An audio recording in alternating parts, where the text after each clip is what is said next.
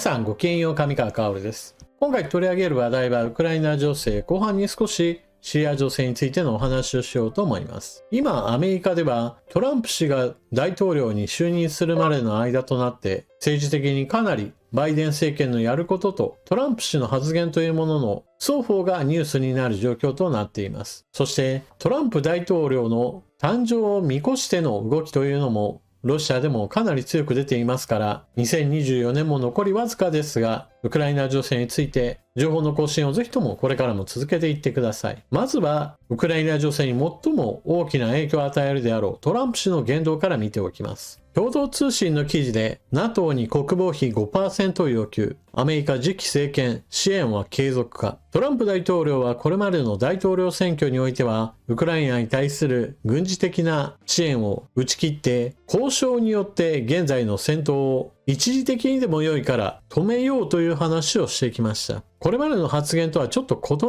趣旨での記事が出ていたので、これは大きな変化の可能性を秘めています。記事ではフィナンシャルタイムズによると、トランプ次期大統領が NATO 加盟国の国防費の割合を国内総生産 GDP の 5% に引き上げるよう要求する一方、ロシアの侵攻を受けるウクライナへの軍事支援は継続する意向だと報じた関係者の話だとしている。次期アメリカ政権で外交政策を担当する側近が今月ヨーロッパの高官との協議で伝達した。トランプ氏はこれまで国防費を十分負担しない加盟国に対する防衛義務を果たさない考えを示唆。ウクライナ支援にも消極姿勢を示し、ヨーロッパ側で危機感が強まっていた。共同の記事だけではちょっとニュアンスが違うかもなと疑う面もあったので、フィナンシャルタイムズの元の記事がこちら。日本語で書いてありますが、これは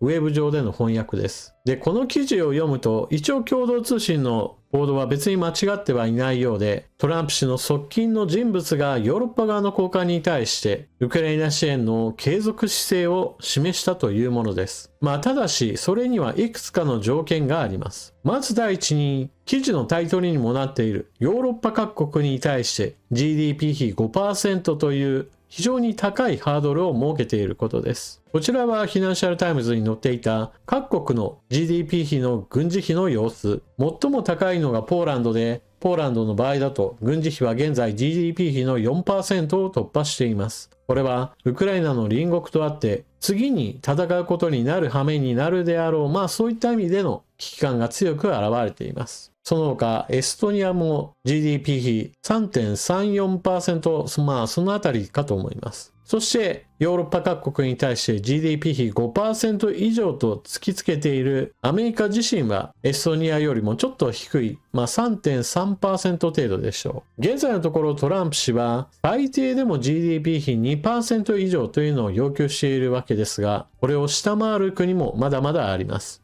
その中にはイタリア、カナダ、スペインなどもうちょっとお金出せるだろうと突っ込まれて当然のような国の名前もあります。ギリギリ 2% を超えている国の中にはフランスやドイツといった経済的にはヨーロッパの中でも上位国の名前もあります。そしてもう一つ条件として突きつけているのがヨーロッパとアメリカとの貿易関係においてヨーロッパの方が得しているじゃないかというこれを是正しようとトランプ氏は石油とガスを購入しなければ関税をかけるとヨーロッパ側に対して警告を発しています。これは自身の SNS に EU はアメリカから石油とガスを大量に買うことで巨額の赤字を埋め合わせなければならないと伝えた。さもなくばずっと関税だと投稿しました。トランプ氏は EU との間での巨額の貿易赤字を問題視していて、関税をちらつかせて警告した格好です。EU はすでにアメリカの石油ガスの主要な輸出先となっていますが、EU の執行機関である欧州委員会のフォンデアライエン委員長は、アメリカ産の液化天然ガスの輸入を増やす考えを示していて、追加購入をめぐって協議が進むことになりそうです。貿易関係上においては、ヨーロッパの方が黒字の状態ですから、これを大幅に改善しようと、もっともっと買えと、トランプ氏はセールスマンとしての面を打ち出しています。ヨーロッパ各国は長い間、防衛費を削減してきました。それは NATO という大きな枠組みの中にあって、アメリカの軍事力は突出しており、自分たちがもしも攻撃されることがあれば、それはアメリカからの反撃を含むものであり、自分たちがわざわざものすごい大きな財政負担をして自国の軍隊を強化する必要もあまりないんじゃないかというふうな考えを持っていたからです。経済力のない国であればそのような考えをとっていてもまあ仕方のない面があるかもしれませんが、ヨーロッパの中でも特に経済的に上位であるドイツなどは余裕がありつつもドイツ軍の縮小が続いていました。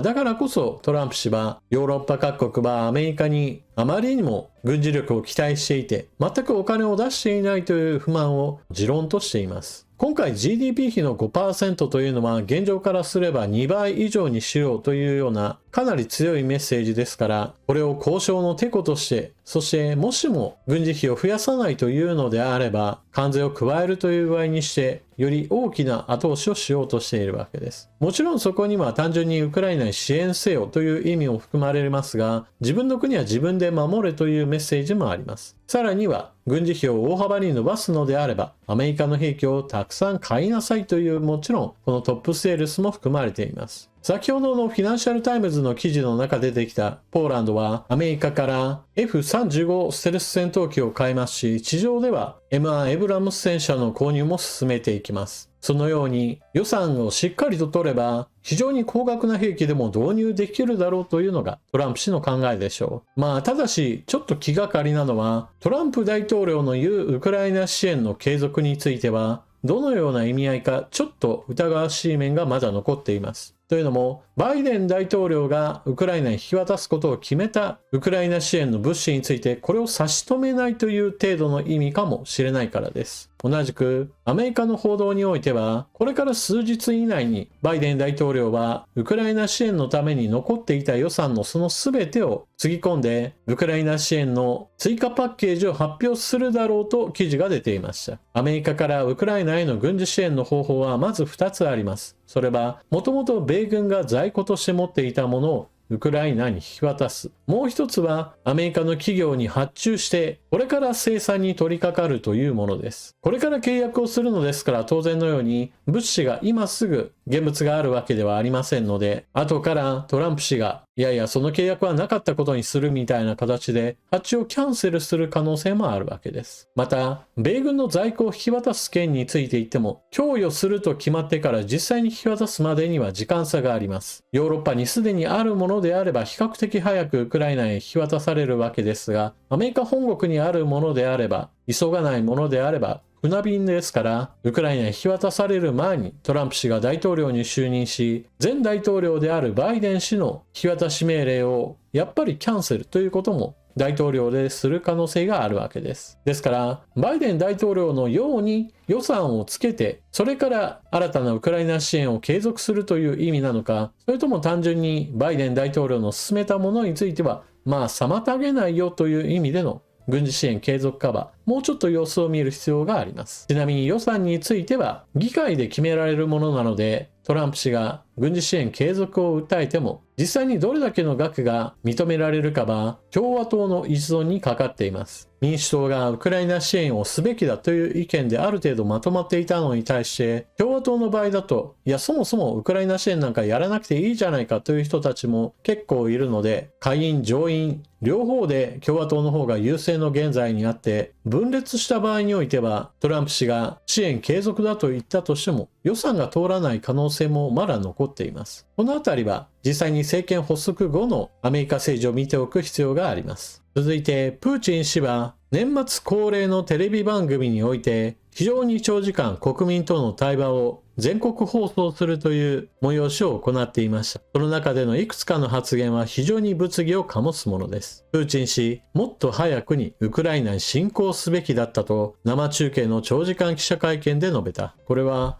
BBC の記事です。プーチン大統領は特別軍事作戦と本人が呼ぶ2022年2月開始のウクライナ全面侵攻について後から思えば体系的に準備しておくべきだったと述べた。プーチン大統領はゼレンスキー大統領を非常に弱腰の大統領と見ていましたから大して準備をしないままに全面侵攻を行いました。当初、3日もあれば、ゼレンスキー政権はあっという間に逃げ去って、軍は崩壊し、ウクライナ全土を占領できるだろうという見立てでした。これは政治のトップである大統領が他国に逃げ出して軍もまた抵抗しないのであればあっという間に国が滅びるというのを考えていたわけです。これが全くの絵空事ではないというのはつい最近シリアのアサド政権の崩壊で現実となっています。シリアの場合であれば反政府軍3万程度の兵力でわずか11日間での本格反攻作戦によって政府軍とこれを支援するロシア軍、イラン民兵、この3つの集団が全く機能不全に陥り、アサド大統領はロシアに亡命し、独裁政権は終止符を打たれました。プーチン大統領の狙ったのはアサド政権崩壊のようなあっという間に国がなくなる姿というのを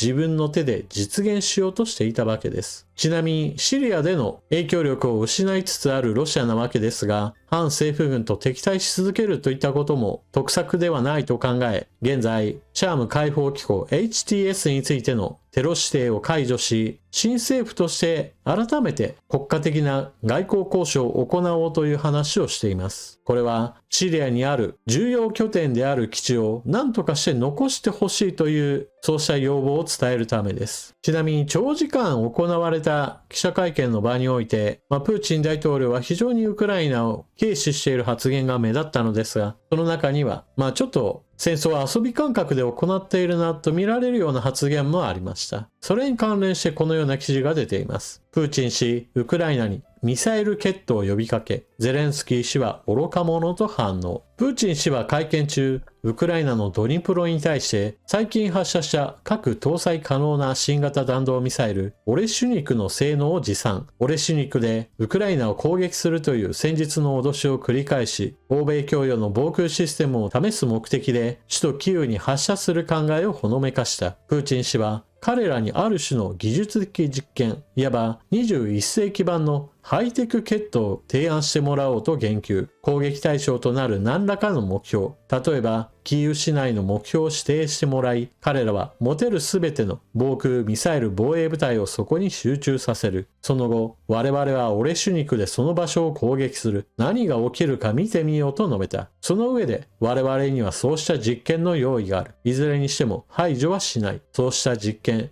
技術的決闘を実施し、何が起きるかを確認する。興味深い試みだと付け加えた。ゼレンスキー氏はこの発言の抜粋を X に投稿した上で、人々が死んでいるというのに、彼はそれを興味深いと考えている。愚か者だとコメント。プーチン氏は発言の冒頭、ウクライナ戦争に関しても同様の軽口を叩き、戦争のおかげで人生がより面白くなっているとの認識をほのめかした。すべてが平穏で落ち着き、安定していると退屈に襲われる。停滞だ。何らかの行動が必要になる。ひとたび行動が始まると、すべてが頭の脇を通り過ぎる。残念ながら、今は銃弾が音を立てて飛んでいる状況だとしている。プーチン大統領は、モスクワという非常に安全な場所でこのような発言を繰り返していて、戦場では多くのロシア兵、それだけではなく北朝鮮兵も犠牲になっていることは、彼にとっては退屈しのぎの話なのかもしれません。さて、そんなプーチン大統領なわけですが、ウクライナの戦場ではこのような報告が行われています。ロシア軍の被害者過去最多を更新、死傷者2200人を記録。これは1日での死傷者数としては過去最多を記録するものです。戦車8両、装甲車24両に対して歩兵の死傷者が2200人というのは非常に大きいものです。この内訳については詳細は明かされてはいませんが、私は北朝鮮兵の突撃による被害というものが増大することによって、この過去最多の犠牲者を更新したものと見ています。これまでの死傷者の多かった日は、11月24日に2030人、11月12日に1950人という数値が出ています。そしてプーチン大統領はウクライナに対してミサイルを撃ち込んでどうなるかを試してみたいといったような話をしていたわけですが、オレシュニク以外のミサイルについてはウクライナに撃ち込んでいます。左が撃ち込まれる前のウクライナの様子。ウクライナにある大聖堂、ライトアップされていて非常に綺麗なものですが、攻撃後は右、周辺道路には破壊された近くのビルの散乱物が降り注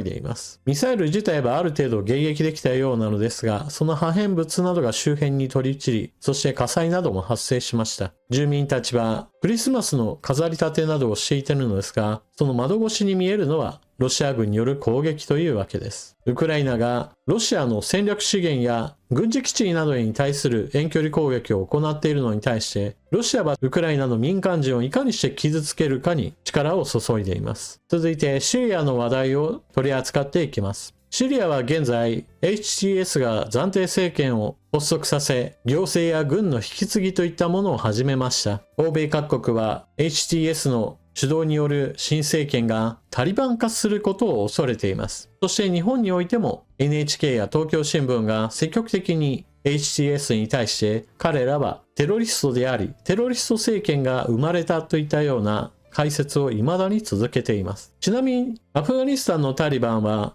イスラム教原理主義の一派で、これはイスラム法学者の解釈に基づくものです。イスラム教というのはシー派やスンニ派といった大きな枠組みもありますが、それ以外にもイスラム法学者による解釈といったものによってもその塊がいくつも分かれるものです。しかし HTS はイスラム原理教主義者というわけではありませんので、シリアの首都ダマスカスではキリスト教の祭典であるクリスマスを祝う催しとしてクリスマスツリーの点灯式なども行われたそうです。そして他国の軍隊としては、現在シリアの地にはアサド政権を支えていたロシア軍の他にも石油利権を守るためのアメリカ軍の駐留が行われています。バイデン政権は当初900人程度といったような話をしていたようですが、現在シリア駐留米軍は2倍以上に増員され、ISIS との戦闘に配備されています。アサド政権が倒れることにより、イスラム国が復活するのではないか、勢いが出てくるのではないかといったことを名目とした増員であり、この後トランプ氏が政権を握った後、この米軍の規模が増えるのか、それとも完全撤退をするのかといったところは見ておく必要があるでしょう。撤退した場合、石油利権を誰が取るのか、単純にシリアの地にあるわけですから、シリアの新政権が掌握するのか、それともこれまでアメリカが支援していたクルド人の勢力に明け渡すのか、そのあたりのこともちょっと見ておく必要があります。これまでの解説の中ではシリアの反政府軍勢力についての解説としては HTS とクルド人、それ以外にトルコからの支援を受けている北部地域の勢力などについてのお話をしました。現在のところこの3派による内戦といったものは発生してはいませんが、今後主導権争いの末にまた内戦になるかもしれないという懸念は残っています。このあたりどのようにシリアの安定が図られるかは、この主要3勢力とそれぞれの勢力を支援する外部勢力との絡みもあって、良い方向に転んでくれればなと思う限りです。一方で、すっかり無法者としての行動が目立っているイスラエル。アサド政権崩壊以後において、自分たちに敵対的な政権が生まれることを許さないという話をしながら、シリア各地に対して500回にもわたる空爆を行い、また地上軍もまた侵攻を続けています。こうした軍事侵略に対してアメリカが支援しているものですから、強く制止を求める声といったものがヨーロッパ各国にないものなので、なかなか抑えが効かない状態となっています。イスラエル軍の進軍先、シリアの住民たちは抗議を行いました。毎日新聞によると、シリア南部に侵入したイスラエル軍が住民デモ隊に発砲し、1人が負傷したというニュースが流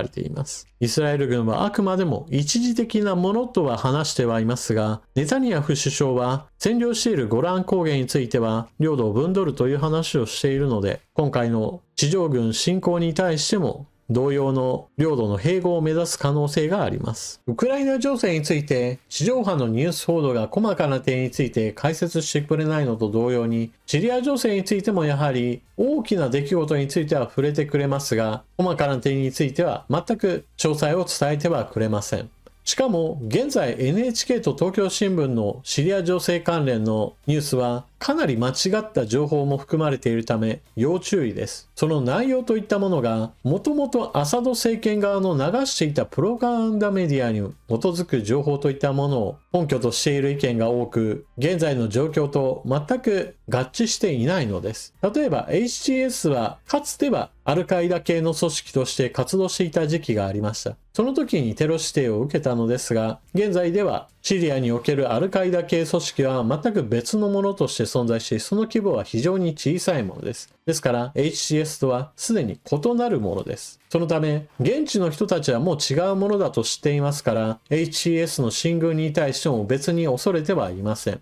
例えば HTS の抑えたその先においても、キリスト教徒らはアサド政権が消滅したことを喜んでいましたし、この動画の中でもキリスト教の人たちがクリスマスツリーを用意して催しを楽しもうとしているわけです。ちなみに HTS もしくは新政府に対する外交交渉を行うためにもテロ指定といったものを外す必要があります。真っ先にテロ指定を外そうとしているのがロシアで、これは自分たちがもともと持っていた軍事基地を新政権においても認めてほしいと要請するものです。私はロシアの影響力が残ってほしくないので、新政権がこれを突っぱねてほしいとは思っていますが、シリアの人たちが自分たちを爆撃しまくったロシア軍をどう考えているか、そしてそうした気持ちを抑えるような見返りを何かロシア側が用意するかの外交交渉にかかっています。その他、隣国のトルコは新政権が現在の姿勢を保つのであれば、問題なく国家承認をするような話をすでに行っています。アメリカやヨーロッパ各国から求められている新政権に対する承認項目としては、まず第一に女性の権利を侵害しないこと、少数派の民族や宗教などに対する弾圧を行わないこと、あとは民主的な政治を行うことといったことを要求として掲げています。HTS の勢力圏においては学校があり、その学校においては女性もみんな行っているそうなので、特にこの問題に関しては問題ないでしょう。宗教的にもキリスト教徒に対する弾圧なども見られていませんし、今のところ HTS がタリバンやイスラム国化するといった兆候は見えてはいませんので、逆に言えば現在の路線を否定するような内部からのクーデターが起こらないことを祈るほかないでしょう。そして HTS 以外の主要な反政府軍勢力、トルコからの支援を受けている北部とアメリカからの支援を受けているクルド人勢力、これら有力勢力が今後 HTS と協力関係を築いていけるかどうかが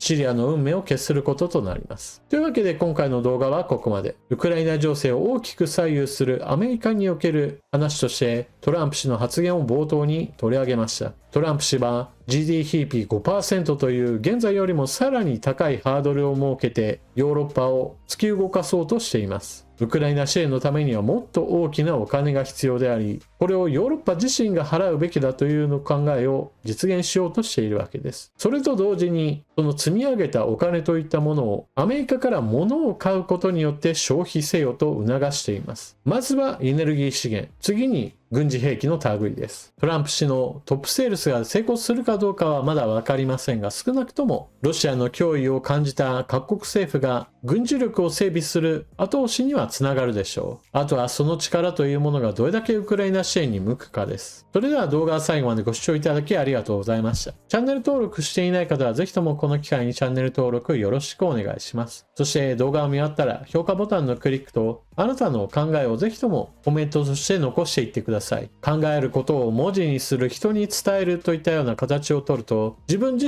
身の考え、知識についてもそれぞれが紐づいて、より自分の考えに結合されていくものです。それでは次の動画でまたお目にかかりましょう。またね。